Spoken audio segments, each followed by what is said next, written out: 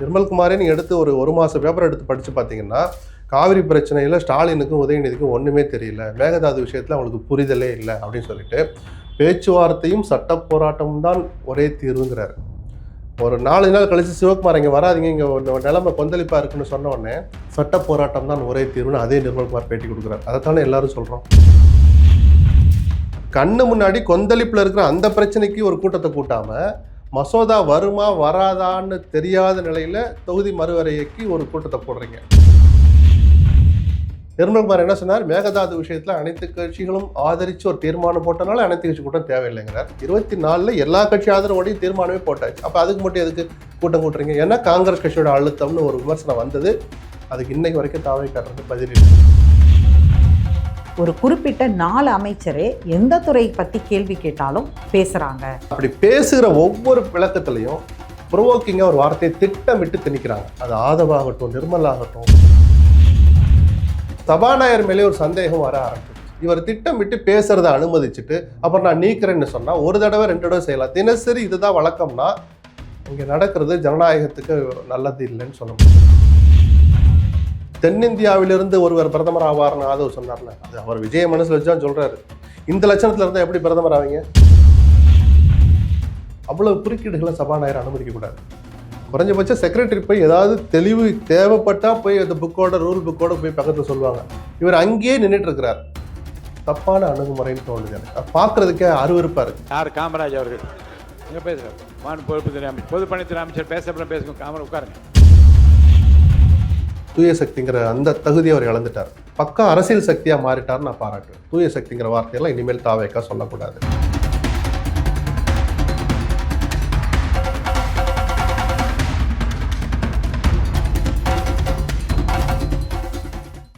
வணக்கம், இது உங்கள் தன்னாட்சி. இன்றைக்கு நாம் சந்திக்கக்கூடிய சிறப்பு விருந்தினர் மூத்த பத்திரிகையாளர் திரு SP லக்ஷ்மணன். வணக்கம். வணக்கம். தமிழ்நாட்டில் ஒரு புதிய அரசு, அதாவது புதிய கட்சி ஆட்சிக்கு 100 நாட்கள். தாவேக்கா அரசின் 100 நாட்களை எப்படி மதிப்பிடுறீங்க?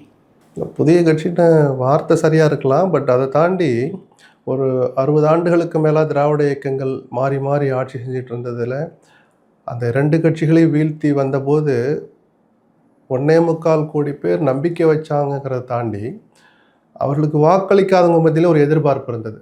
சரி, இப்போ நாம தான் ஓட்டு போடல, இவ்வளோ பேர் ஓட்டு போட்டிருக்காங்களே, ஒரு ஏதோ செய்ய போகிறாரு அப்படின்னு ஒரு எதிர்பார்ப்பு இருந்தது. ஒன்றுமே நடக்கலைன்னு நான் சொல்லலை.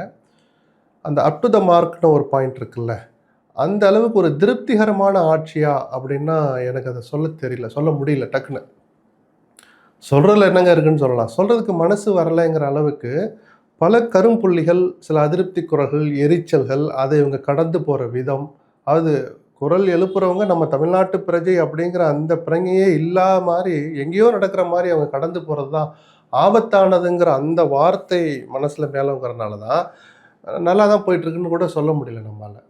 நல்ல திட்டங்கள் சிலதெல்லாம் அறிவிச்சிருக்கிறாங்க. பயிர்க்கடன் விஷயத்தில் 3 முறை அந்த அரசாணையை மாற்றி, உத்தரவுகளை மாற்றி மேக்ஸிமம் எவ்வளோ கொடுக்க முடியுமோ கொடுக்குறாரு. கொஞ்சம் மெனக்கெட்டு ஒரு 2 நாள் ஹோம்ஒர்க் பண்ணுனா நம்மளுடைய ஃபினான்ஷியல் விஷயம் எப்படி இருக்குது, நம்ம கொடுத்த வாக்குறுதி என்ன, அதில் ஒரு பாதிக்கும் மேலேயாவது நம்ம நிறைவேற்றுறோம் அப்படின்னு கொஞ்சம் மெனக்கெட்டு இருந்தாங்கன்னா இத்தனை முறை அரசாணை மாறி மாறி விளையாடணும்னு அவசியம் இல்லை. அப்போ எதிர்ப்பு கிளம்ப கூட்டுறாங்க.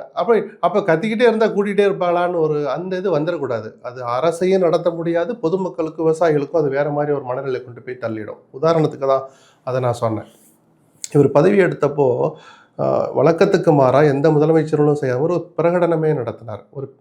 ஒரு 20 நிமிஷத்துக்கு மேலே பேசினார்னு நினைக்கிறேன். ரசிக்கிற மாதிரி இருந்தது அந்த பேச்சு. நான் கவனித்தது 3 விஷயங்கள். அதில் ஊழல் ஒழிப்பில் உறுதியாக இருந்தார். யாரையும் தொட விட மாட்டேன், மக்கள் பணத்தை தொட்டவங்களையும் விட மாட்டேன்னு சொன்னார். அதிகார மையங்கள்ங்கிறது நான் ஒரு ஆள் தான் சொன்னார். அது ஒரு தமிழ்நாட்டினுடைய சாபக்கேடாகவே கடந்த பல 10 ஆண்டுகளாக இருந்துட்டு வந்துச்சு. அண்ணா காலத்துக்கு பிறகு அது வர ஆரம்பிச்சிச்சுன்னு வச்சுப்பேன். அப்போ ஒரு முதலமைச்சர் பொது மேடையில், பதவியேற்கிற மேடையிலே இப்படி உறுதியாக சொல்கிறாருன்னு அதை ரசிக்கிறேன்னு சொல்கிற வார்த்தைக்கு அதுதான் காரணம். 3வது வெளிப்படைத்தன்மையோடு இந்த அரசு இயங்கும்னு சொன்னார். அது எல்லோரும் பல நேரங்களில் காட்டுவாங்க, அதை வெளிப்படையாக பேசுகிறதுக்கு ஒரு மனசு வேணும். அதையெல்லாம் சொன்னபோது ஒரு மாதிரி தான் ஸ்டார்ட் ஆகுது வண்டின்னு தான் நம்மளாம் நான் நினச்சேன் பர்டிகுலராக. ஆனால் நாளுக்கு நாள் அவர்கள் நடந்துக்கிட்ட விதத்தை பார்த்தா பல விஷயங்களில் மூடு மந்திரமாகவே நடந்துக்கிட்டாங்க. அரசாணை என்பது பொது ஆவணம், நீங்களும் நானும் போய் கேட்டால், உரிய முறையில் கேட்டால் கொடுக்கணும், மேண்டேட்டாக கொடுக்கணும், பத்திரிகையாளர்களுக்கு சொல்லப்படணும். அது வழக்கமாக நடக்கிற நடைமுறை. அந்த வழக்கமான நடைமுறைகளை கூட தாண்டி அல்லது அதற்கு மாறாக நடக்கிற அளவுக்கு வெளிப்படைத்தன்மைங்கிற வார்த்தைக்கு நேர்மாறாக நடந்துக்கிட்டாங்க. பல உத்தரவுகள் ஒன்று கசிய விடுறாங்க, அல்லது பிரச்சனை வந்த பிறகு, கேள்வி வந்த பிறகு அதுக்கப்புறம் வெளியிடுறாங்க. அப்போது ஒன்று இதை வெளியிட்டால் கேள்வி வரும், விமர்சனம் வரும்னு தெரிஞ்சால் அந்த அரசாணை எதுக்கு வெளியிடுறீங்க, அந்த முடிவை ஏன் எடுக்கிறீங்கன்னு ஒரு கேள்வி வருது. அது பண்டிட்டுடைய விஷயமாகட்டும், அந்த சிறப்பு பிரதிநிதியுடைய நியமனம் யாரை நியமிச்சாங்கிறது சர்ச்சையாகுது. நியமித்த உத்தரவே 3 நாள் கழிச்சு தான் வெளியில் வந்துச்சு. அப்படி என்ன ரகசியம்? அப்போ எதுக்கு வெளிப்படைத்தன்மையான ஒரு வார்த்தையை சொல்லி எங்களை மாதிரி ஆளுகள்லாம் கொஞ்சம் சீண்டி விட்டீங்க? ஒரு ஆங்கில பத்திரிகைக்கு மாநிலங்களவை உறுப்பினர் பிரவீன் சக்கரவர்த்தி பேட்டி அளிக்கிறார். அவருக்கு கீழே தமிழ்நாடு கவர்மெண்ட்டுடைய ஸ்ட்ராட்டஜிஸ்ட், பிரின்சிபல் ஸ்ட்ராட்டஜிஸ்ட் அப்படிங்கிற மாதிரி ஒரு வார்த்தை இருக்குது. அதை கேள்வி எழுப்பி இன்று வரை அது மறுக்கவும் இல்லை. சட்டமன்றத்தில் ரகுபதி, முன்னாள் அமைச்சர் ரகுபதி அதை பற்றி கேட்டார்.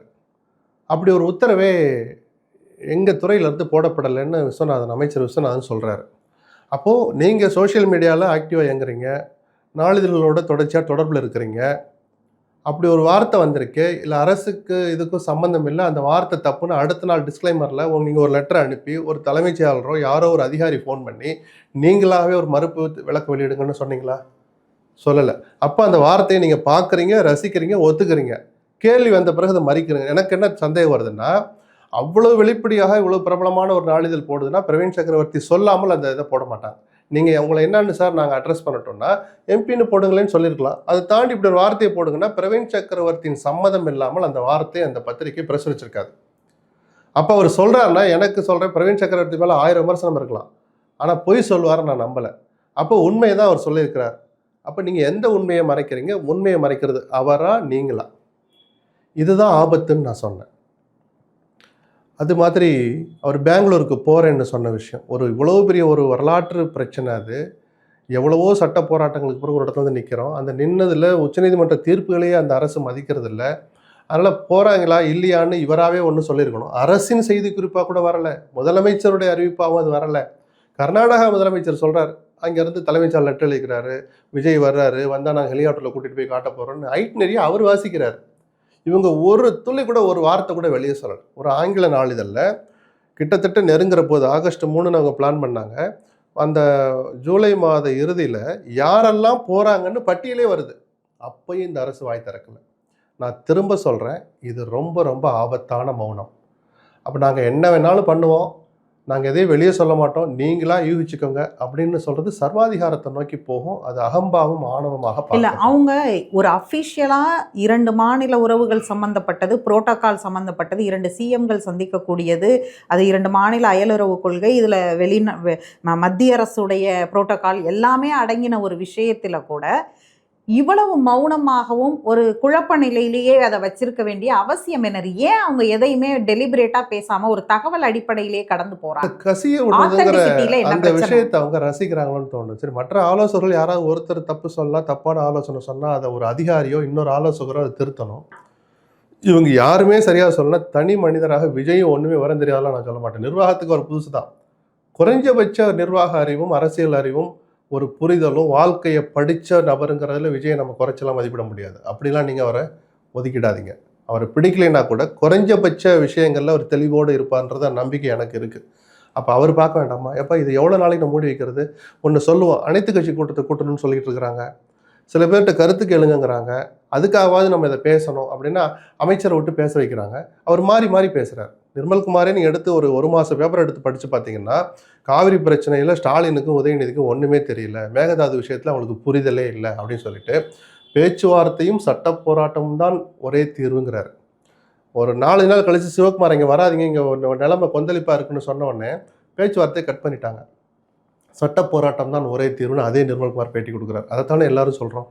இல்லை, எனக்கு ஒரு பாலிசி இருக்குது, நான் ஒரு வித்தியாசமாக பண்ணணும்னு நினைக்கிறேன், நான் ஒரு முயற்சி எடுக்கிறேன்னு சொன்னால் 4 பேர்கிட்ட கேட்டுட்டு போங்கன்னு நம்ம சொன்னோம்.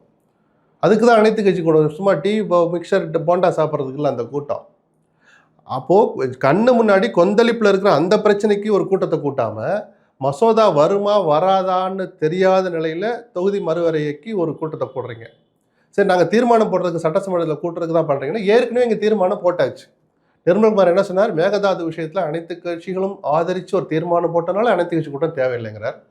இதுக்கும் தான் போட்டாங்க. 2024 திமுக போட்டுருச்சு, தமிழ்நாட்டினுடைய உரிமைகளை நாங்கள் பறி கொடுக்க மாட்டோம், இந்த உரிமைகள் போகிற மாதிரி இருந்தால் நாங்கள் அந்த மசோதாவை ஆதரிக்க மாட்டோம்னு 24 எல்லா கட்சி ஆதரவோடையும் தீர்மானமே போட்டாச்சு. அப்போ அதுக்கு மட்டும் எதுக்கு கூட்டம் கூட்டுறீங்க? ஏன்னா காங்கிரஸ் கட்சியோட அழுத்தம்னு ஒரு விமர்சனம் வந்தது. அதுக்கு இன்னைக்கு வரைக்கும் தாவை காட்டுறது பதில் இல்லை. இந்த நேர்மையற்ற மௌனம் இருக்குல்ல, நான் திரும்ப சொல்கிறேன், இது தமிழ்நாட்டை ஆபத்தில் தான் கொண்டு போய் முடிக்கும். விஜய் என்கிற தனிநபருக்கு நல்ல எண்ணங்கள் நல்ல சிந்தனைகள் 1000 இருக்கலாம். ஆனால் யாருடைய பேச்சையோ கேட்டு இவர் இதே திசையில் பயணித்தார்னா ஒரு தெருமுனையில் கொண்டு போய் நிறுத்துவாங்க. நான் ஸ்டாலினுக்கு இதே வார்த்தையை சொன்னேன் ஒரு 3 வருஷம் முன்னாடி. தேர்தல் முடிவுகள் அந்த அர்த்தத்தை காமிச்சிச்சு. நான் விஜய்க்கும் அதே இதை தான் எச்சரிக்கையாக சொல்ல விரும்புகிறேன், கவனமாக இருங்க. சட்டமன்ற நடவடிக்கைகள் பொதுவாக வைக்கக்கூடிய விமர்சனம் வந்து ஒரு குறிப்பிட்ட 4 அமைச்சரே எந்த துறை பற்றி கேள்வி கேட்டாலும் பேசுகிறாங்க, அவங்கக்கிட்ட என்ன கேள்வி கேட்டாலும் அவங்க வேற ஒரு துறை சார்ந்த ஒரு பதிலாக கொடுக்குறாங்களே தவிர இன்னொன்று ஒரு ப்ரொவோக்கிங்காகவே சட்டமன்றம் இருக்கு. அதுதான் ஏன்னா நேற்று வரைக்கும் நான் அதை கவனிச்சுட்டு சொல்கிறேன், அது சரியான வார்த்தை தான். 4 அமைச்சர்கள் எழுந்து பேசுறது, மூத்த அமைச்சர்கள்னு அவர்கள் அனுபவமற்றவர்களாக இருக்கலாம், இந்த அமைச்சர்கள் அவங்க மூத்த அமைச்சர்னு டெசிக்னேட் பண்ணியிருக்காங்க. அது பேசுகிறத பற்றி தப்பு இல்லை. இன்னொரு அமைச்சருடைய விளக்கத்தை கூட அவர் தடுமாறுகிற போதோ, அவைகள் இல்லாத போதோ, இல்லை அவரால் சரியாக சொல்ல முடியாது, எனக்கு அது முழுமையாக தெரிங்கிற போது முன்வரிசை அமைச்சர்கள் எழுந்து பேசுகிறது தவறல்ல. ஆனால் அப்படி பேசுகிற ஒவ்வொரு விளக்கத்துலையும் ப்ரொவோக்கிங்காக ஒரு வார்த்தையை திட்டமிட்டு திணிக்கிறாங்க. அது ஆதவாகட்டும், நிர்மல் ஆகட்டும், எந்த அமைச்சர்கள் அவங்க தான் 2 பேரும் அடிக்கடி பேசுகிறாங்க. ராஜ்மோகன் கொஞ்சம் அதை பொலைட்டாக செய்கிறார். இவங்க 2 பேரும் ஆவேசமாக அந்த கருத்தை திணிக்கிறாங்க. நீங்கள் கலைஞர் உண்ணாவிரதம் இருந்த விஷயத்தை அவர் சொன்னார், நீக்கிட்டோன்னு சொல்கிறாரு. முதல்ல எல்லாம் நம்ம இப்படி விவாதிக்க கூட முடியாது. நீக்கிட்டோன்னு சொன்ன வார்த்தையை அந்த வார்த்தையை கூட சொல்ல முடியாது. இன்றைக்கி நம்ம தைரியமாக விவாதிக்கிறோம்னா லைவில் போகுது, ஊரே பேசுது, சோஷியல் மீடியா முழுக்க அந்த வீடியோ இருக்குது. அப்போது சபாநாயகர் மேலே ஒரு சந்தேகம் வர ஆரம்பிச்சிடுச்சு. இவர் திட்டமிட்டு பேசுகிறத அனுமதிச்சுட்டு அப்புறம் நான் நீக்கிறேன்னு சொன்னால் ஒரு தடவை 2 தடவை செய்யலாம். தினசரி இதுதான் வழக்கம்னா இங்கே நடக்கிறது ஜனநாயகத்துக்கு நல்லது இல்லைன்னு சொல்ல முடியும். சட்டமன்ற மரபுகளுக்கும் மாண்புகளுக்கும் அது துளி கூட சம்மந்தம் இல்லாமல் போயிட்டுருக்கு. அப்படி விளக்கம் அளிக்கிற அமைச்சர்கள் தவறாக பல நேரங்களில் விளக்கம் அளிக்கிறாங்க. அவங்க ஏன் பேசணும் அப்படி? சரி, எல்லாத்தையுமே அவங்க தான் பேசணும், முதலமைச்சர் பேசவே மாட்டாரான்னு ஒரு கேள்வி வருதில்ல. அது விஜய்க்கு நல்லதில்லைன்னு நான் திரும்ப சொல்கிறேன். நீங்கள் பேச பழகுங்க, கற்றுக்கோங்க, சில தவறுகள் வரட்டும், அப்போ தான் உங்களுக்கு அது திருத்திக்க முடியும். இப்போ ஏதோ 1-2 எஞ்சி பேச ஆரம்பிக்கிறார், எனக்கு நிஜமாகவே சந்தோஷமாக இருந்தது. இது அடிக்கடி நடக்கணுங்கிறேன். ஏன்னா நம்ம முதலமைச்சர், அவர் நமக்குமான முதலமைச்சர் தான், பிடிக்குதோ பிடிக்கலையோ. அப்புறம் நாங்கள் தென்னிந்தியாவிலிருந்து ஒருவர் பிரதமர் ஆவார்னு ஆதவ் சொன்னார்ல, அது அவர் விஜய் மனசில் வச்சுதான் சொல்கிறாரு. இந்த லட்சணத்தில் இருந்தால் எப்படி பிரதமர் ஆவீங்க? அவர் அப்படியே மூலையில் முடக்கி உட்கார வச்சிருந்தோம். அவர் வெளிப்படையாக மேடையிலே பேசுகிறார், அவை முன்னர் அவர்களே நீங்கள் தீர்மானம் கொண்டு வாங்க, இனிமேல் எங்கள் முதலமைச்சர் பேச மாட்டார், நாங்கள் 10 அமைச்சர்கள் தான் பேசுவோங்கிறாரு. இது எவ்வளோ பெரிய அபத்தம், எவ்வளோ ஆபத்துன்னு தெரியுமா? இதை யாருக்குமே புரிய மாட்டேன், சொன்னால் புரிஞ்சுக்கிற நிலைமையில் இல்லை. இன்னும் ஒரு விஷயம், சபாநாயகர் பேசுகிற போது யாரும் பேசக்கூடாதுங்கிறது மரபு. அப்படி யாராவது எழுந்து நின்று பேசிக்கிட்டு இருந்த உட்காருங்கன்னு சொல்லிட்டா சபாநாயகர் சொன்னால் அவர் உட்காந்துடணும். ஆனால் நேற்று கரடியாக கத்துறாரு ஒரு அமைச்சர், தொடர்ந்து பேசிக்கிட்டே இருக்கிறார். சபாநாயகரை மதிக்கிற லட்சணம் இதானா? அப்போ நாங்கள் புதுசு புதுசு புதுசு சொல்லிட்டு எல்லா அக்கிரமங்களையும் பண்ணுவீங்களான்னு ஒரு கேள்வி எழ ஆரம்பிச்சிடுச்சு. இந்த ஒட்டுமொத்த இதுவரைக்குமான அந்த சட்டசபை நிகழ்வுகளை ஆளுங்கட்சியினர் உட்காந்து விவாதிக்கணும். எல்லா எம்எல்ஏக்களையும் கொடுல, அவர்களுக்கு பயிற்சி 1 தடவை 2 தடவை கொடுத்தாங்க, தொடர்ந்து கொடுங்க, தப்பே கிடையாது. இந்த மாதிரி அமைச்சர்கள் தப்பு செய்யலாமான்னு மூத்த அமைச்சர்களை வச்சு, சில அதிகாரிகளை, ஓய்வு பெற்ற அதிகாரிகளை வச்சும் கூட அந்த அமைச்சர்களுக்கு பாடம் எடுக்கலைன்னா சட்டமன்ற மாண்புங்கிறதெல்லாம் ஏதோ ரெக்கார்டில் இருந்த வார்த்தையாக மாறி போயிடும். எதிர்கட்சி தலைவர் வந்து முதலமைச்சர் வந்தால் எல்லாரும் எந்திரிக்கிறாங்க, அவர் எழுந்துக்க மாட்டேங்கிறாருங்கிறது வரைக்கும் விமர்சனம். முதலமைச்சர் அப்படி நடக்கிறதே மரபுக்கு மாறானது. அப்படி நடக்கிறதுக்கு இது என்ன சொல்றது, அவர் நட்பு ரீதியாக செய்கிற அவை விதிகள்லாம் கிடையாது, மரபு இல்லை. அது ஒரு சில்மிஷம் சேட்டை மாதிரின்னு வச்சுப்போம், பச்சையாக சொன்னால் அப்படி தான் சொல்லணும். ஆனால் விஜயனுடைய நோக்கம் அது இல்லை. அவர் ஃப்ரெண்ட்லியாக இருக்கணும்னு நினைக்கிறார்ல. சரி, ஒரு நாள் போயிட்டு வந்தார்ல, ராஜேஷ்குமார் கூட கத்துனார், தலைவர் எங்கே போய் திரும்புங்க அப்படின்லாம் திட்டினா, அதெல்லாம் ஃப்ரெண்ட்லின்னு எடுத்துக்குவோம். அன்னைக்கு சாயங்காலமே சபாநாயகர் போய் பார்த்து முதலமைச்சரை, நீங்கள் நடந்தீங்க, எல்லாம் ரசித்தாங்க, ஆனால் முதலமைச்சர்கள் அப்படி நடக்கக்கூடாது அப்படின்னு அவர் சொல்லி தடுத்திருந்தார்னா தினசரி வழக்கமாக அதை வச்சுட்டு இருக்க மாட்டார். சரி, அப்படி போகிறீங்க, முதலமைச்சர் வந்தால் எழுந்து நிற்கணும்னு நீங்கள் எதிர்பார்க்குறீங்க. அப்போது தான் ஓபிஎஸ் ஒரு கேள்வி கேட்டார். 8 கோடி மக்களுக்கு முதலமைச்சர் விஜய்னு சொன்னால் அந்த 8 கோடி மக்களுக்காக குரல் கொடுக்க வேண்டிய கடமையும் உதயநிதிக்கு இருக்குது, பிரதான எதிர்கட்சி தலைவருக்கு. அப்போ அவர் வந்து எழுந்து நிற்பீங்களான்னா ஒருத்தர் கூட பதில் சொல்லலை.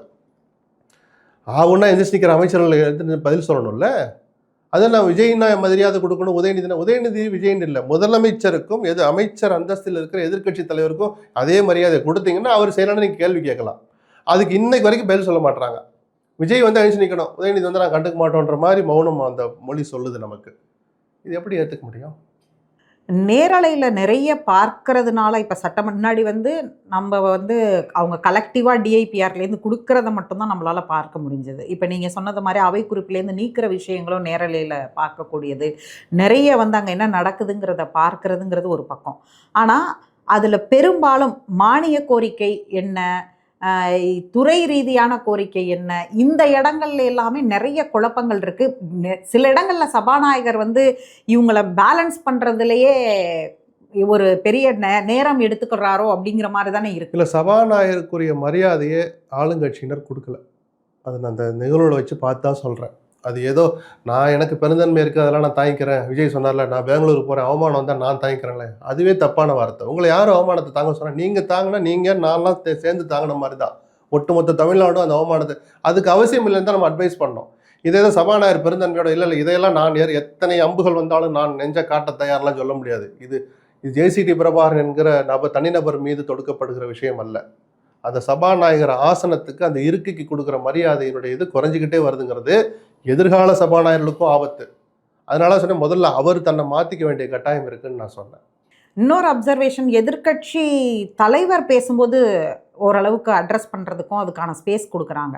எதிர்க்கட்சி வரிசையில் இருக்கக்கூடிய சட்டமன்ற உறுப்பினர்கள் மற்ற உறுப்பினர்கள் பேசும்போதெல்லாம் அமைச்சர்கள் எழுந்து பேசுகிற போது சபாநாயகரை விட சபாநாயகருடைய உதவியாளர் வந்து சொல்லிக்கிட்டே இருக்கிற அட்ரஸ் பண்ணுறாரு, அமைச்சருக்கு ரெஸ்பாண்ட் பண்ணுங்க, அமைச்சருக்கு ரெஸ்பாண்ட் பண்ணுங்க அப்படின்னு. அப்போ எதிர்க்கட்சிகள் குரல் வந்து அங்கே கேட்குற ஸ்பேஸே இல்லாமல் போகுது. இல்லை, அமைச்சர்கள் குறுக்கிட்டு பேசுறது எல்லா ஆட்சி காலத்துலையும் நடக்கும். அது சபாநாயகருடைய அந்த தனிப்பட்ட கேரக்டரின் அடிப்படையில் ஆளுமையும் கலந்து கொஞ்சம் பேலன்ஸ்டாக வாய்ப்பு கொடுப்பாங்க. அதாவது இந்த பக்கமும் அவர் பகிச்சிக்க முடியாது, அவரை தேர்ந்தெடுத்ததே ஆளுங்கட்சி தான். எதிர்கட்சியினுடைய இதை கவனிக்கணும். நீங்கள் சொன்ன மாதிரி ஒரு நபர் இப்படி பேசி யாருன்றலாம் பேர் சொல்ல வேண்டாம், யார் நமக்கு தெரியும். அவ்வளோ குறுக்கீடுகளை சபாநாயகர் அனுமதிக்கக்கூடாது. குறைஞ்சபட்சம் செக்ரட்டரி போய் ஏதாவது தெளிவு தேவைப்பட்டால் போய் அந்த ரூல் புக்கோட போய் பக்கத்தில் சொல்லுவாங்க. இவர் அங்கேயே நின்றுட்டு இருக்கிறார். தப்பான அணுகுமுறைன்னு தோணுது எனக்கு. அது பார்க்குறதுக்கே அருவருப்பாக இருக்குது. இத்தனைக்கு அவர் ஒரு அமைச்சர்கிட்ட உதவியாளர்களாக இருந்தவர், அவர் அசம்பிளி ஸ்டாஃப் தான், ஜாயின்ட் செக்ரட்டரி ரேங்கில் இருக்கிறாருன்னு நினைக்கிறேன். ரொம்ப ஆக்வர்டாக இருக்குது, பார்க்குறதுக்கே ஒரு மாதிரி இருக்குது. இதை விட கடுமையாக நம்ம சொல்ல வேண்டாம். திருத்திக்கிட்டாங்கன்னா நல்லது தான். நான் தான் சொல்கிறேன் இல்லையா, இது அந்த தனிநபரோ பிரபாகரன் என்கிற தனிநபரோ கிடையாது. சட்டமன்ற மாண்புன்னு ஒன்று இருக்குது. வெளியில் 1000 சாக்கடையாக சண்டை போட்டுக்கிறீங்க, அதெல்லாம் விடுங்க, அங்கேயாவது கொஞ்சம் மரியாதையில் விட்டு வைங்கன்னு நம்ம சொல்கிறோம். இப்போ இருக்கிற அவையில் இதுவரைக்கும் 100 நாளில் பெஸ்ட்டாக பர்ஃபார்ம் பண்ண உறுப்பினர்கள், சட்டமன்ற உறுப்பினர்கள் பெர்ஃபார்ம் பண்ணுறதுங்கிறது ஏதோ எந்திரிச்சு கத்துறது, சவால் விடுறது, இதெல்லாம் பெர்ஃபார்மன்ஸ்னு நான் பார்க்கல. ஆனால் சமாளிக்கணுங்கிறது அதான் வெளியில் அவங்களே அறிவிச்சிட்டாங்களே. சில பேர் தான் பதில் சொல்லணுங்கிறது அன்அஃபிஷியலாகவும் சொன்னாங்க. செய்தி தொடர்பாளர் விஷயத்தில் சில பேருக்கு பதவி கொடுக்குறத பார்த்தா அறநிலைத்துறை அமைச்சர் ரமேஷ்க்கும் ஒரு முக்கிய இடத்த கொடுத்துருக்கிற மாதிரி தான் தெரியுது. பெர்ஃபார்மன்ஸை இதை வச்செல்லாம் நம்ம கணிக்கக்கூடாது. இல்லை, நான் அப்படி கேட்கல. சட்டசபைக்குள்ளே அவங்களுடைய கேள்விகள், அவங்க வைக்கிற கோரிக்கைகள், அந்த அடிப்படையில் யாராவது உங்களை கவனம் ஈர்த்தவர்களாக இருக்கிறாங்க? கவனம் சமாளிக்க தெரிந்தவர்கள் சமாளிக்கிறாங்கன்னு சொல்லி ஒரு 10 அமைச்சர்கள்ட்ட நம்ம சொல்லலாம். ஒன்றுமே தெரியலாம் சொல்லக்கூடாது. இப்போ அருண்ராஜ் ஆகட்டும், உணவு அமைச்சர் வெங்கட்ராமன் ஆகட்டும், ஆதவ், இவங்கெல்லாம் வந்து அந்த கமாண்டிங்கோட நிர்வாகத்தை ஏற்கனவே தெரிஞ்சவங்க. தாங்கள் சார்ந்த நிறுவனமாகட்டும், சொந்த தொழிலாகட்டும், அவர் ஐஆர்எஸ்ல இருந்தபோது அடிஷனல் கமிஷன் வரைக்கும் வந்திருப்பார். அது அவருக்குன்னு ஒரு நிர்வாக திறமை இருந்திருக்கும் இல்லையா. அதையெல்லாம் கவனித்து பார்த்தா சுமார் ஒரு 10 மந்திரிகளை நம்ம அந்த மாதிரி சொல்லலாம். அதனால தான் அவங்கள முன்வரிசையில் உட்கார வைக்கிறாங்க, அல்லது பின்வரிசையில் இருந்தாலும் ரமேஷ்க்கு அந்த இடத்த கொடுக்குறாங்க, அப்படிலாம் நம்ம புரிஞ்சிக்க முடியுது. கூட்டணி அரசுன்னு வச்சிருக்கிறாங்க. பெரும்பாலான மாவட்டங்களில் கூட்டணி அமைச்சர்கள் பெயர் போடுறது அப்படிங்கிறத அங்கே இருக்கக்கூடிய தாவேக அமைச்சர்கள் தடை செய்கிறாங்க, இல்லை வந்து அதுக்கு கடுமையாக விமர்சிக்கிறாங்க, மாவட்ட ஆட்சியரோடைய மோதலுக்கு போகிறாங்கங்கிற செய்திகள் தொடர்ந்து வந்துக்கிட்டே இருக்குது. எல்லா மாவட்டத்துலையும் இந்த பிரச்சனை இல்லை. 2 அமைச்சர்கள் காங்கிரஸ்லேருந்து இருக்கிறாங்க. அது மதுரை மாவட்டம், கன்னியாகுமரி மாவட்டம் 2. வன்னியரசு ஒருத்தர் இருக்கிறார், அவருக்கு விழுப்புரம்னு வச்சுப்போம். அதாவது கும்பகோணம், தஞ்சாவூரில் வருது. இந்த 4 மாவட்டம் தானே. அப்போ லோக்கல் அமைச்சர் ஒருத்தர் இருந்தால் அந்த சிக்கல் வருது. எனக்கு தெரிஞ்சு கன்னியாகுமரியில் வேறு மந்திரி இல்லை, இவர் ஒரு ஆள் தான் மந்திரி. மதுரைக்கு நிர்மல்குமார் இருக்கிறார், அவர் ரொம்ப பெரிய இடத்துல இருக்கிறான்னு விஸ்வநாதனே கொஞ்சம் பதுங்கி தான் இருப்பார். அங்கே பெருசாக கோஷ்டி மோதல் வந்ததாக நான் பார்க்கல. அந்த கேபினெட் புரோட்டோகால் ஒன்று இருக்கு. இல்லை, இதில் கூட்டணிலாம் பார்க்கக்கூடாது. கேபினெட் ரேங்கிங்னு ஒன்று இருக்குல்ல, புரோட்டோகால் ரேங்கிங். அதில் யார் முன்னாடி இருக்கிறாங்களோ அவங்க பேரை தான் முதல்ல போடணுங்கிறதா விதி. இதுதான் சிவகாசியில் விருதுநகரில் 2 பிள்ளைகளும் அடிச்சுக்கிட்டது, 2 அமைச்சர்கள், கீர்த்தனாவும் ஜெகதீஸ்வரி 2 பேருக்கும் அந்த புரிதல் இல்லாதனால தான் பொது மேடையில் கலெக்டரை கூப்பிட்டு கடிஞ்சிக்கிட்டது. அது வெளியில் விவாதமெல்லாம் வந்துச்சு. அப்புறம் சொல்லி புரிய வச்சாங்க. இதை தெரிஞ்சுக்கிட்டால் அந்த சர்ச்சைக்கு அவசியம் இல்லை. மற்றபடி கூட்டணி கட்சிகள்லாம் கமாண்டிங்கான இடத்துல இன்றைக்கி இல்லை. கேபினெட்டில் அமைச்சர் இப்போ மிகப்பெரிய போராட்டத்துக்கு பிறகு, நீண்ட காலத்துக்கு பிறகு அந்த பட்டியலினத்தவர்களுக்கு அவர்களுக்குன்னு இருக்கிற ஒரு இயக்கத்தை சார்ந்தவருக்கு கூட்டணி அரசில் ஒரு அமைச்சர் பதவி கிடைச்சல அந்த புலகாங்கிதத்திலேயே அவங்க இன்னும் இருக்கிறாங்க. பெரிய உரிமை குரல், எங்களுடைய ஸ்பேஸை கொடுங்க அப்படின்லாம் அவங்களும் இன்னும் அந்த இடத்துக்கெல்லாம் போகலை. அதே மாதிரி தான் காங்கிரஸ் கட்சி கிட்டத்தட்ட 60 வருஷத்துக்கு அப்புறம் நமக்கு வாய்ப்பு கிடைச்சிருக்கு, இது கிடைச்சா போதும்டாங்கிற மாதிரி தான் அவங்களும் அமைதியாக இருக்காங்களே தவிர அவங்க உரிமை குரல் எழுப்புகிற அவசியமும் இது வரைக்கும் வரல. அவங்களும் அந்த சிந்தனைக்கே போகவும் இல்லை. அதனால அந்த மோதல் வெளியில் தெரியல, அதுக்கு அவசியமும் இல்லை. இந்த தாவேக அரசு ஆட்சிக்கு வந்த பிறகு மாநில உரிமை சார்ந்த விஷயங்களில் மத்திய அரசுடனான போக்கை எப்படி அணுகிறதா நீங்கள் பார்க்குறீங்க? இல்லை, இணக்கமாக போகிறோன்னு 2 முறை சொன்னார், தப்பே இல்லை. இணக்கம்ங்கிற பேரில் குரல் எழுப்ப வேண்டிய நேரத்தில் கூட குரல் எழுப்ப மாட்டுறாங்க. நீங்கள் பொதுமக்களுக்கு ஏதாவது பிரச்சனைனா லோக்பவனை அணுகுங்க அப்படின்னு கவர்னர் அறிக்கை விடுறாரு. அந்த அறிக்கைக்கு இன்னைக்கு வரைக்கும் ஒரு துளி கூட ரெஸ்பாண்ட் பண்ணவே இல்லை. இது மத்திய அரசுடைய பிரதிநிதியாக தானே உட்காந்துருக்கிறார். இது சேட்டை இல்லையா? தேர்ந்தெடுக்கப்பட்ட ஒரு அரசின் மீது தொடுக்கப்பட்ட நேரடி தாக்குதல். இது விஜய் இருந்தாலும் நான் இப்படி தான் சொல்லுவேன், எடப்பாடி இருந்தாலும் நான் இந்த கருத்து தான் சொல்லுவேன். அது ஆளுநர் செய்கிற சேஷ்டை. 2வது, தமிழ்தாய் வாழ்த்தை 3வதாக தான் பாடணும்னு எனக்கு சர்க்குலர் வந்திருக்குன்னு துணைவேந்தர் பேட்டி கொடுத்து அந்த நிகழ்ச்சிக்கு 7 நாள் முன்னாடி பேட்டி கொடுக்குறார். இந்த அரசு மௌனமாக இருக்குது. அந்த நிகழ்ச்சி நடக்குது. நடந்தோடனே 2 அமைச்சர்கள் பேசுகிறாங்க. இது நியாயமற்றதுன்னு ஒருத்தர் சொன்னார், இது ஏற்புடையதில்லைன்னு ஒருத்தர் சொன்னார். இந்த சேஷ்டையை, இந்த சில்மிஷத்தை செய்த தமிழ்நாட்டு மக்களின் உணர்வுகளோடு விளையாடிய ஆளுநரை கண்டிக்கிறோன்னு சொல்கிறதுக்கு இது வரைக்கும் துணிச்சல் வரல. ஆனால் அதை ஒத்துக்கிறதுக்கு அவங்களுக்கு ஏதோ ஒன்று தடுக்குது. நீங்கள் தான் துணிச்சல்காரங்களாச்சே. ஆளுநரை கண்டிக்கிறோன்னு சொல்கிறது உங்களுக்கு ஏங்க இவ்வளவு தயக்கம்? நமக்கு வர்ற வேகம் கூட அவங்களுக்கு வரமாட்டேதே. சொல்ல வேண்டிய நேரத்தில் கூட அவங்க குரல் எழுப்ப தயங்குறாங்க. பிஜேபி எதிர்க்க விஜய் உள்ளிட்ட ஒட்டுமொத்த அரசும் பயப்படுகிறது, அல்லது பதுங்குகிறது, அல்லது இன்னும் அதற்கு தயாராகவில்லை. இதில் எந்த வார்த்தை வேணாலும் நீங்கள் எடுத்துக்கலாம். காங்கிரஸோட கூட்டணியில் இருக்கும்போது அந்த பாஜக எதிர்ப்புங்கிற நிலைப்பாடு எப்படி பாஜக அணுகுதுன்னு பார்க்குறீங்க? மத்திய அரசா பிஜேபி அதை என்ன வெளிப்படையாக காட்ட ஆரம்பிக்கல. நான் திருப்பி சொல்கிறேன். இப்போ ஏன்னா 2 விஷயத்தை கவனிக்கணும். ஆதவ அர்ஜுனா ஒன்றுக்கும் மேற்பட்ட மேடைகளில் இந்த ஆட்சியை கவிழ்க்க சதி நடக்குதுன்னு சொல்லிட்டார்.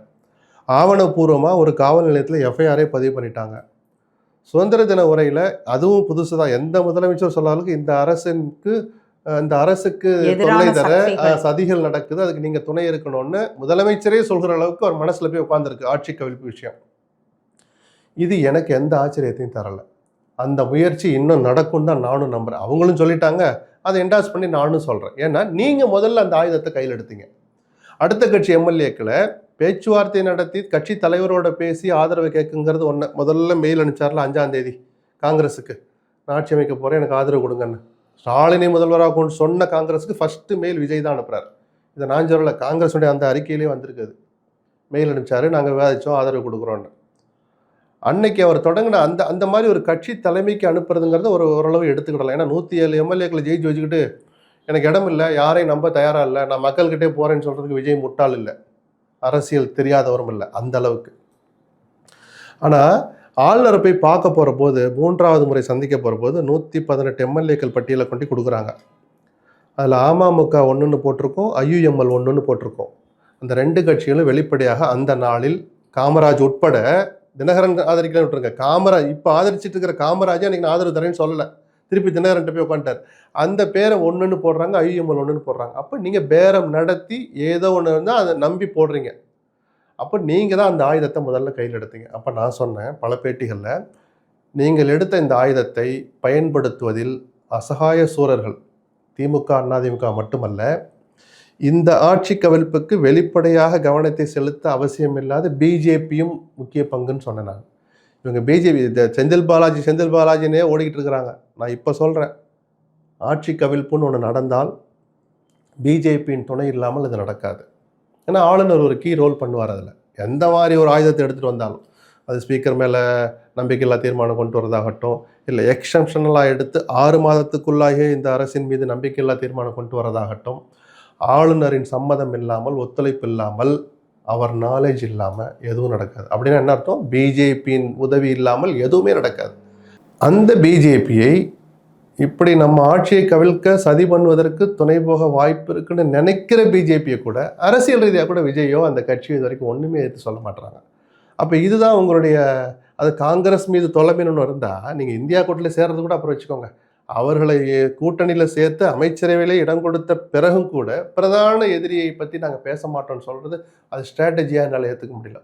ஒரு வித பதுங்கல் தான். அரசியல்னு எடுத்துகிட்டா அதை நான் பாராட்டுவேன். சமீபங்களில் வந்த 2 சுற்றறிக்கைகள், ஒன்று போக்குவரத்து தொழிலாளர்களில் வந்து அங்கே வெளி மாநிலங்கள் உத்தரப்பிரதேஷ் போன்ற மாநிலத்தில் அவர்களை வந்து இங்கே அவுட் சோர்சிங் பண்ணி அவர்களை இங்கே வேலைக்கு பணியமர்த்த போகிறதா ஒரு செய்தி வந்திருக்கிறது. அதற்கும் எதிர்ப்பு வந்திருக்குது. அதை எப்படி பார்க்குறீங்க? அதுவே ரகசியமாக தான் பண்ணாங்க. இது எந்த விதமான வெளிப்படை அந்த துறையில் இருந்ததுனால அந்த டிரைவர் கண்டர்களுக்கு தெரிஞ்சு தெருவில் நெருங்கி போராடினாங்க. உத்தரப்பிரதேச நபர்களை தேர்ந்தெடுக்கலாங்கிறது அந்த சுற்றறிக்கையில் இல்லை. அந்த வாய்ப்பை நீங்கள் எந்த நிறுவனத்துக்கு கொடுக்கலாம், உத்தரப்பிரதேசத்தை சேர்ந்த நிறுவனத்துக்கு கொண்டு கொடுக்குறீங்க. தமிழ்நாட்டிலே பல நிறுவனங்கள் இருக்குது. அட்லீஸ்ட் நீங்கள் தனியாருக்கு கொடுக்குறீங்க, அது போக்குவரத்து காலத்தை தனியார் மயமாக்குறது இல்லை. அது இடதுசாரிகள் சொல்கிறாங்க அது அதை நோக்கிய பயணம்னு. சரி, வேறு வழி இல்லை, முழு சம்பளம் கொடுக்க வழி இல்லை, ஒப்பந்தக்காரர்களை போடலாம், அதுக்கு ஒரு அவுட் சோர்சிங் பண்ணலான்னு எடுத்திங்கன்னா தமிழ்நாட்டிலே பல நிறுவனங்கள் இருக்குது. சரி, திமுக ஆட்சியில் இந்த நிறுவனம் வேணாம், அது இல்லாமல் வேறு நிறுவனங்கள் இங்கேயே இருக்குது. இதெல்லாம் விட்டுட்டு உத்தரப்பிரதேச சேர்ந்த ஒரு நிறுவனம்னு செய்தி, அதனால தான் விமர்சனம் அதிகமாக வருது. அப்போ அவர்களை கூட்டியாவது நீங்கள் இந்த வேலையை பாருன்னா அவன் யாரை எடுப்பான்? முதல்ல அவன் மாநிலத்தால் தான் கொஞ்சம் திணிக்க பார்ப்பான். அது எவ்வளோ பெரிய அக்கிரமம். இதுக்காக அவங்கள கூட்டியாந்து உட்கார வச்சாங்க. டிஎன்பிஎஸ்சியில் ஓபிஎஸ் முதல்வரானால ஜெயலலிதா மரணம் அடைஞ்ச உடனே ஓபிஎஸ் முதல்வராக இருந்த இந்த இடைக்கால நேரத்தில் டிஎன்பிஎஸ்சியில் ஒரு சேட்டை நடந்துச்சு. அது பிஜேபியுடைய அழுத்தத்தால் நடந்தாலும் விமர்சனம் வந்துச்சு. வெளி மாநிலத்தவர்கள் கூட டிஎன்பிஎஸ்சி மூலமாக உள்ள வரலான்னு. இது எவ்வளோ பெரிய அக்கிரமம் தெரியுமா? வேல்முருகன் போன்றவங்களாம் கடுமையாக எடுத்தாங்க, சீமான் போன்றவர்களாம். அதை அவங்களுக்கு தான் தமிழ் ஒன்று, மற்ற யாருக்குமே அந்த சுரணையே வராதா? அதே வேலை தான் இப்போ விஜய் அரசு பண்ணுது. இது அபத்தமானது. ஏதோ அதுக்கு ஒரு தடை இல்லை. இந்த இடதுசாரிகள் இந்த ஊழியர்கள் இவ்வளோ எதிர்ப்பு கிளப்புறாங்கன்னு தெரிஞ்சோடனே அதை கொஞ்சம் நிறுத்தி வச்சிருக்கிறதா கேள்விப்பட்டேன். சுற்றறிக்கைன்னு சொன்னாலாம் இன்னும் 2 விஷயத்தையும் நான் சொல்லிடுறேன். இந்த 2 நாளில் நடந்த கூத்தது. இந்த அரசுக்கு விமர்சனங்களை தாங்குகிற மனப்பக்குவம் இல்லை, அதை வளர்த்துக்கோங்க அப்படின்னு நான் சொல்லலை. ஓப்பன் கோர்ட்டில் உயர்நீதிமன்ற நீதிபதியே சொன்னார், எதுக்கு எடுத்தாலும் இப்படி வழக்கு போடாதீங்க அப்படின்னு. ஏன்னா எது விமர்சனம் வந்த உடனே வழக்கு.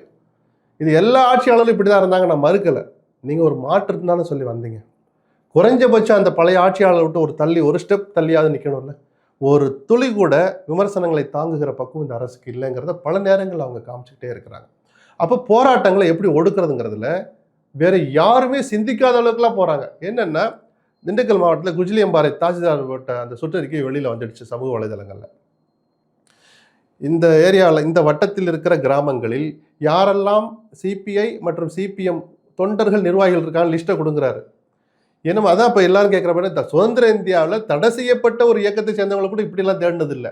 இடதுசாரிகளை கைரேகை சட்டம் இருந்த காலத்தில் அந்த வார்த்தை அப்படியே போட்டு தான் சச்சிதானந்தம் ஒரு பதிவு போட்டுருக்கிறாரு. எப்போதும் துடுக்காக பேசுகிற சு வெங்கடேசன் ஆளையே காணோம். இதுக்கெல்லாம் மதுரை எம்பி வெங்கடேசன் எத்தனை இது விட்டுருக்கிறார் தெரியுமா? எங்கே போனார் அவர்? சோஷியல் மீடியாவில் ஆக்டிவாக எங்கிறவர் தானே.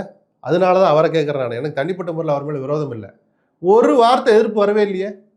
சச்சிதானந்தத்துக்கு இருக்கிற வேகத்தில் உங்களுக்கு ஒரு 10% கூட உங்களுக்கு எங்கே போச்சு? மத்திய அரசு எது நடந்தாலும் முதல்ல அவர் தான் சுற்றறிக்கை எடுத்து போட்டு அது ஊழியர்கள் நியமனத்தில் தேர்வு செய்கிற விதத்தில் நடக்கிற முறைகேடுகளை முதல் ஆளாக வெளியில் கொண்டு வரும் சு வெங்கடேசன். இன்றைக்கி உங்களுடைய ஆன்மா மேலே கை வச்ச மாதிரி ஒரு இது நடக்குது. போக்குவரத்து தொழிலாளர்கள் கிட்டத்தட்ட இடதுசாரிகளுடைய ஒரு உயிர் நாடி விஷயம். அது அவங்க ஓட் பேங்க்குன்னு கூட சொல்லி கொச்சைப்படுத்த விரும்பலை. தொழிலாளர்களுக்காக எங்கிற ஒரு கட்சின்னா அது இடதுசாரிகள் விட்டு நம்ம வேறு யாரையும் முதல்ல நிறுத்த முடியாது. அவங்க அடிமடியில் கவிக்கிற மாதிரி 2 நாளாக குய்ய முறையான ஊரே கேகேன்னு இருக்கு. வெங்கடேசன் எங்கே போனார்? சண்முகம் எங்கே போனார்? அதான் ட்விட்டு விட்டாரு. ஏன் எத்தனை இடம் பேட்டி கொடுத்தாரு? இந்த 100 நாளில் சண்முகம் கொடுத்த பேட்டி திமுகவை திட்டணுங்கிற பேரில் தாராளமாக திட்டட்டும். அந்த திமுக நீங்கள் நின்றுட்டு கிடந்தீங்க. இந்த அரசுக்கு அவ்வளவு வக்காலத்து வாங்கினார் சண்முகம். இவ்வளோ பெரிய அக்கிரமம் நடக்குது. இந்நேரம் எப்படி எதிர்வினை ஆற்றிருக்கணும்? மியாவு தான் ஒரு அறிக்கை வந்திருக்கு. அதில் இன்னொரு கம்யூனிஸ்ட்லேருந்து வந்துச்சான்னு எனக்கு தெரியல. சரி, குஜிலியம்பாறை தாசில்தார் இப்படி விட்டாருன்னு சொன்ன உடனே கலெக்டர் அவரை இடமாற்றுதல் பண்ணியிருக்கிறார். நான் கேட்குறேன், அந்த ஒரு தாசில்தார் மட்டும் இதை பண்ணலை. தமிழ்நாடு முழுக்க இது நடந்திருக்கு. ஏன்னு அடுத்த பாயிண்ட்டுக்கு வர்றேன். கல்லூரி கல்வி இயக்குநரகத்திலிருந்து ஒரு சுற்றறிக்கை ஒரு ஜேடி அனுப்பிச்சிருக்கிறார். காக்ரோச் பார்ட்டியும் இடதுசாரிகளும் நடத்துகிற போராட்டத்தில் மாணவர்கள் மாணவிகள் 3வது வார்த்தை தான் சேட்டாங்க மற்றும் இளைஞர்கள் பங்கேற்பதை தடுப்பதற்கு என்ன வழிவகைகள்னு யோசிக்கணும். அதுக்காக ஒரு கோஆர்டினேஷன் உருவாக்குங்கன்னு நிஜமாவே ஒரு பீதி கலந்த ஒரு அறிக்கை தான் அது. என்ன என்ன எங்கே போகுது இந்த மாநிலம்? அப்போ இந்த மாநிலத்தில் யாரும் குரலை கொடுக்கக்கூடாதா? போராட்டமே நடத்தக்கூடாதா? சரி, மாணவர் மாணவியர் ஏதோ நலன் கருதி கல்லூரிக்குள்ள பிரச்சனை வந்துடக்கூடாதுன்னு பார்க்குறது. அது என்ன இளைஞர்கள் போராட்டம் நீங்கள் எப்படி தடுக்க முடியும்? முந்தா நாள் வரைக்கும் நீதிபதி லட்சுமி நாராயணன் 2-3 கேஸில் போட்டு விளாசுறாரு. போராடுறது உரிமை, அரசியலமைப்பு சட்டம் கொடுத்துருக்கிற உரிமை. அதென்ன தாவைக்காக்கு மட்டும் கொடுக்குறிய? திராவிடர் கழகம் ஒன்று நடத்த தேர்தல் அரசியலே பங்கேற்காத திராவிடர் கழகத்தை அந்த பாடுபடுத்துறேன்னு 2-3 கேஸில் பிடிச்சி வாங்குறாரு அவர். இப்படி கேட்டுக்கிட்டு இருக்கிற போதே அந்த போராட்டத்தை ஒடுக்குற மாதிரி இந்த 2வது சர்க்குலர் வந்துச்சு. இதோடைய ஆரம்ப புள்ளி எது தெரியுமா? கல்லூரி கல்வி இயக்குனருக்கு இதுக்கு சம்மந்தமே இல்லை. தமிழ்நாடு அரசிடமிருந்து ஒரு சுற்றறிக்கை எல்லா துறை தலைவர்களுக்கும் போகுது, குறிப்பாக வருவாய் உயர்கல்வி துறைகளுக்கு போகுது. ஏன்னா இந்த போராட்டங்களை எப்படி ஒடுக்குறது? லாண்ட் ஆர்டர் தான் அவங்களுக்கு முக்கியம். நான் அரசாங்கத்தை நடத்துறது அவங்களுக்கு சொல்லவும் இல்லை. நான் லாண்ட் ஆர்டரை நிர்வகிக்கிறதுக்கு நீங்கள் என்ன வேணாலும் முடிவெடுங்க. கல்லூரி மாணவர்கள் இளைஞர்கள் போராட்டத்தை தடுக்கணுன்ற அந்த அஜெண்டாவே தப்பாச்சே. சீஃப் செக்ரட்டரி ஒரு கூட்டம் போடுறாரு, லாண்ட் ஆர்டர் மீட்டிங் போடுறாரு, ஆலோசனை கூட்டம். வழக்கமாக நடக்கிற ரிவ்யூ மீட்டிங் நடக்கும். அந்த மீட்டிங்கில் மெயின் அஜெண்டாவே இதுதான், இந்த போராட்டங்களை ஒடுக்கிறது எப்படி. சரி, இது சாய்குமாருக்கு தனிப்பட்ட முறையில் இது வந்துச்சா இல்லை ஆட்சியாளர்கள் சொன்னாங்களா? என்னைக்காவது ஒரு நாள் வரலாறு இது வெளியே சொல்லி தான் வரும். நீங்களா மனசாட்சி இருந்தால் சொல்லுங்க, இல்லாட்டி வரலாறு வெளியே கூடாது. வெறும் தமிழ்நாடு அரசோட பார்க்கணுமா? பிரதமருடைய சுதந்திர தின உரையில் சொல்லப்பட்டு இன்னைக்கு பேசுபொருளாக இருக்கிற திமாகி நக்சல், அதாவது அறிவுள்ள நக்சல்கள் இங்கே அதிகமாயிட்டாங்க, அவர்களை அடையாளம் கண்டு தனிமைப்படுத்தணும்னு அவர் பேசினதா இருக்கட்டும். அதைத்தான் நான் சொல்லாமல் சொன்னேன், இதை வரலாறு வெளியே கொண்டு வந்து காட்டும்னு சொன்னேன். ஏன்னா தலைமைச் செயலாளர் தன்னிச்சையாக இவ்வளவு பெரிய முடிவை எடுக்கவே முடியாது, எடுக்கவும் மாட்டாங்க. எந்த தலைமைச் செயலாளர் அவ்வளவு புத்தியற்றவர்கள் அல்ல. ஏன்னா அது கிட்டத்தட்ட பாலிசி டெசிஷன். அது அரசுக்கு தான் வந்து தாக்குதல் வருங்கிறது ஒரு சாதாரண அதிகாரி புரிஞ்சுக்குவாங்க. அந்த 14ஆம் மீட்டிங்கில் மெயின் மினிட்ஸில் அது மெயின் பாயிண்ட் இதுதான், போராட்டத்தை ஒடுக்குறது எப்படி. அதனுடைய விளைவு தான் இந்த சர்க்குலர்லாம். ரெவென்யூக்கு போச்சா, தாசில்தார் மாட்டினாரா, இந்த கல்லூரி கல்வி ஜேடி அந்த மாதிரி பாவம். அது என்ன வந்த லெட்டரில் கண்டென்ட்டை எடுத்து அவங்க சர்க்குலர் அனுப்புகிறாங்க. அவங்களுக்கு அதான் செய்ய சொல்லி வந்திருக்கு. அதில் பார்வைன்னு போட்டு ஒரு அரசாணை நம்பர் போட்டிருக்கோம், ஒரு சர்க்குலர் நம்பரை, சமூக வலைதளங்கள் அதை எடுத்து பாருங்களேன். அதுதான் அரசாங்கத்தின் உத்தரவுன்னு நான் சொல்லுவேன். சீஃப் செக்ரட்டரியிருந்து வந்தது, அதன் மூலம் உயர்கல்விக்கு வந்து உயர்கல்வியிலேருந்து வந்த லெட்டர் அது. தைரியம் இருந்தால் வெளியே விடுங்க. என்ன அக்கிரமமாக இருக்குது? அப்போ இளைஞர்கள் போராடவே கூடாதா? வீதிக்கு வரவே கூடாது? உங்களை எதிர்த்து யாருமே கேள்வி கேட்கக்கூடாதா? அப்போ மத்திய அரசு எதிர்த்தும் கேட்கக்கூடாதுன்னா அப்போ நீங்கள் 2 பேரும் கைகோர்த்துக்கலாம். நிர்மல்குமார் அடிக்கடி சொல்கிறார்ல, திமுகவும் பிஜேபியும் கைகோர்த்து விட்டது. ஆனால் பல நேரங்களில் இவர்கள் மௌனமாக இருப்பதை பார்த்தால், நான் இன்னைக்கு சொல்கிறேன், பிஜேபிக்கும் தாவேக்காவுக்கும் தான் ஏதோ கள்ள உறவு இருக்கும்னு சந்தேகப்படுற மாதிரியே உங்களுடைய மௌனமான ரகசியமான சில முடிவுகளும் நடவடிக்கைகளும் நம்மளுக்கு உணர்த்துது. இது ஒரு மிகப்பெரிய போராட்டமாக வெடிப்பதற்கு முன்னால் சில மாணவர் அமைப்புகள், இடதுசாரிகளில் ஒரு சிலர், தன்மானமுள்ள இடதுசாரிகளில் ஒரு சிலர் எதிர்ப்பு காட்டின் விளைவா அந்த கல்லூரி கல்வி இயக்குனர் வெளியிட்ட, அந்த இணை இயக்குனர் வெளியிட்ட சுற்றறிக்கை திரும்ப பெறப்பட்டிருக்கு. அந்த தாசில்தாரை சஸ்பெண்ட் பண்ணல, நல்ல வேலை. ஏன்னா கலெக்டர் சொல்லாமல் அந்த தாசில்தார் அப்படி சொல்ல மாட்டார். ஒன்று அவருக்கு வாய்மொழியாக உத்தரவு வந்திருக்கும், இல்லை ஒரு காமன் சர்க்குலர் வந்திருக்கும். குஜிலியம்பாறை தாசில்தாருக்குன்னா தலையெழுத்தா சிபிஎம் ஆட்டில் போய் கணக்கெடுக்கிறதுக்கு? எங்கேருந்தோ ஒரு உத்தரவு வராமல் அதை செஞ்சிருக்க மாட்டார். சரி, பலிகடாவாக அவர் ஆக்கிட்டீங்க. தவறென்று இந்த அரசு உணர்ந்ததை நாம் பாராட்டி தான் ஆகணும். ஏன்னா நாங்கள் அதில் உறுதியாக தான் இருப்போம் அப்படின்னு இல்லாமல் இந்த 2 விஷயங்களையும் திரும்ப பெற்ற மாதிரி பண்ணிட்டாங்க. டிரான்ஸ்போர்ட்டில் அந்த உத்தரப்பிரதேச கம்பெனிக்கு கொடுத்தது என்ன பண்ண போகிறாங்கன்னு இதை பற்றி வரைக்கும் வெளிப்படையான அறிவிப்பு இல்லை. இதைத்தான் நான் சொன்னேன், அந்த வெளிப்படைத்தன்மைக்கு இதுக்கு நேர்மாறாக நடந்துக்கிறாங்க அப்படின்னு. அதுபோல் அதிகார மையங்கள் நான் ஒருத்தர் தான் சொன்னார், அதுவும் முழு உண்மை இல்லைன்னு போயிட்டு இருக்கு. தனி மனிதராக முதலமைச்சர் மட்டுமே எல்லாத்தையும் செய்ய முடியாது. அவர் நம்பி 4 பேருக்கு கொடுப்பார். அவர்கள் அதிகார மையமாக உருவாகி விடாமல் கண்காணிக்க வேண்டியது முதலமைச்சருடைய வேலை. அந்த கண்காணிப்பு குறைவாக இருக்குன்னு என்னால் ஃபீல் பண்ண முடியுது. அது நல்லதல்ல. புலனாய்வு பத்திரிகைகள் ஜூவி உட்பட தொடர்ந்து வந்து இந்த அமைச்சர் வந்து பணம் வாங்குறாங்க, லஞ்சம் வாங்குறாங்க அப்படிங்கிறதுல தொடங்கி இந்த அதிகார மையங்கள் எப்படியெல்லாம் செயல்படுதுன்னு நிறையா வந்து அவங்க எழுதுகிறாங்க. அதை இதுவரைக்கும் கிட்டத்தட்ட எனக்கு தெரிந்து ஒரு 3-4 எடிஷனில் அவங்க எழுதிட்டாங்க.